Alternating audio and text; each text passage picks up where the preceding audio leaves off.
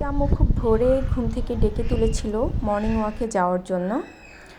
দেন একটুখানি হেঁটে এসে ছাদে গিয়েছি গাছে পানি দেওয়ার জন্য। গিয়ে দেখি যে অলরেডি বৃষ্টি হয়ে গিয়েছে, গাছে পুরো পানি ঠিক আছে। এবং পুরো ছাদে অনেক গাছগাছালি সবজি গাছ থাকলেও আমার একটা কর্নার খুব বেশি অ্যাট্রাক্ট করে, সেটা হচ্ছে পুদিনা পাতার গাছ। আর এটার ফ্লেভার আমাকে এত বেশি ফ্যাসিনেটেড করে, তো আমি মনে হয় যেন ওই অংশটাতেই আটকে থাকি।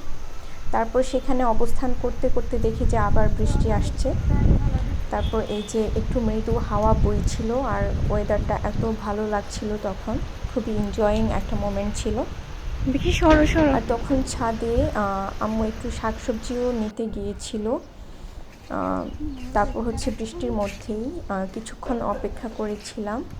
আম্মু কিছু মিন্ট লিভস নিচ্ছিল লেমন দিয়ে কালো পাতা জুস নিবা? করার জন্য। ওয়েদারটা এত বেশি ক্লাউডি ছিল অ্যান্ড এনজয়েবল ছিল যে একটু পরপর বৃষ্টি আসতেছিল। বৃষ্টির মধ্যেই ভিজে ভিজে ভালোই লাগছিল আর কি।